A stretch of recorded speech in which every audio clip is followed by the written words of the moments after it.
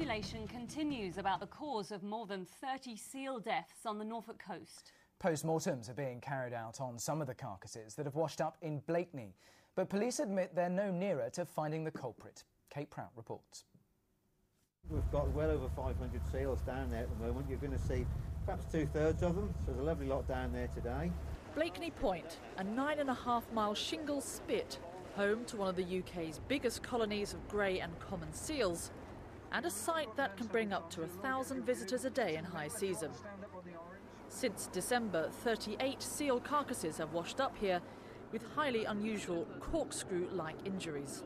I mean, it's just horrible. I mean, to be fair, I only seen the odd one myself. Some of the other skippers have seen the odd 2 or 3.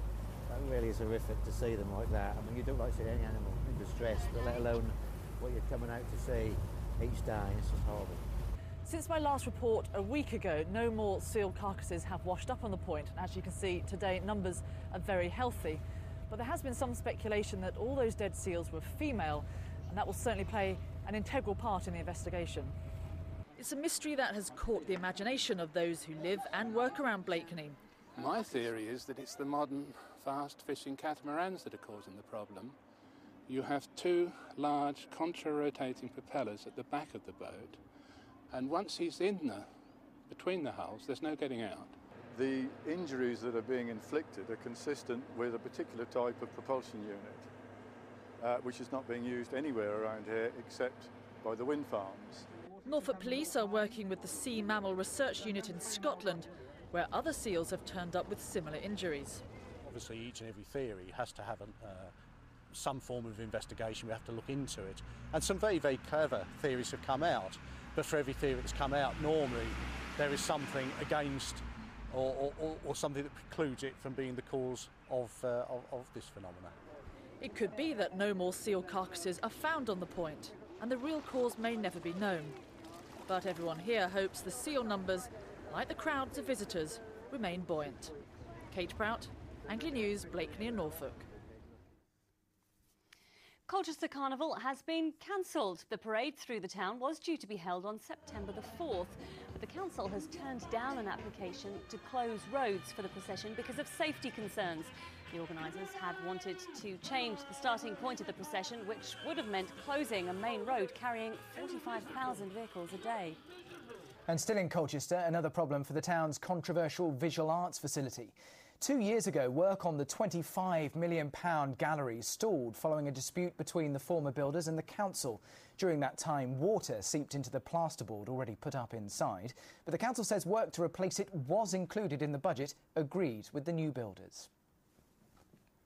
Football, and 3 weeks into the new season, Colchester and Southend are still awaiting their first league wins. In contrast, Norwich look for a 3rd straight win in League and Cup, while Ipswich aim to preserve their unbeaten start. Donovan Blake has more.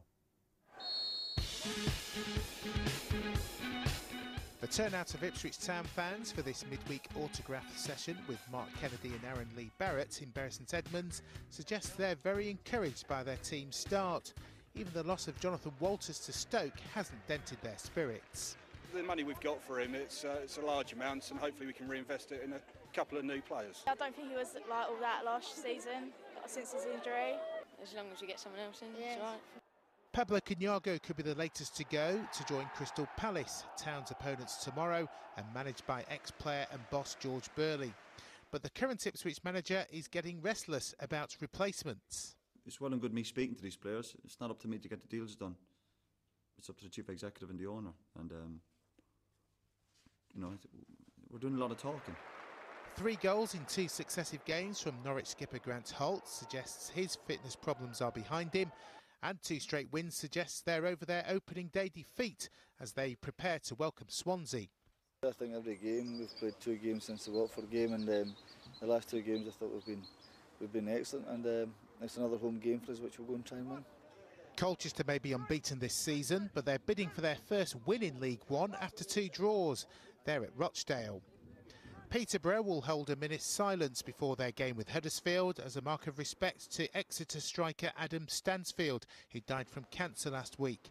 He played under posh manager Gary Johnson while he was in charge at Yeovil. And while Southend continue to deal with the settlement of former manager Steve Tilson after leaving the club, the current boss, Paul Sturrock, prepares for the visit of Port Vale, hoping to buy a new striker before the August transfer window closes. Donovan Blake, Anglia News. Essex have lost their latest game in cricket's county championship to Somerset, but it's much better news for their teammate Alastair Cook. He's back among the runs for England. And Cook reached his 13th Test century in bizarre circumstances against Pakistan, hitting the ball back to bowler Mohammad Asif, who threw the ball for 4 overthrows. It was Cook's first England ton in 9 innings. Now, a £1 million prize won by a lottery ticket bought in North Norfolk still hasn't been claimed. The ticket was bought on July the 30th for the Euro Millions draw. Players in the UK automatically receive an entry into a raffle for an extra £1 million prize, which is on their ticket.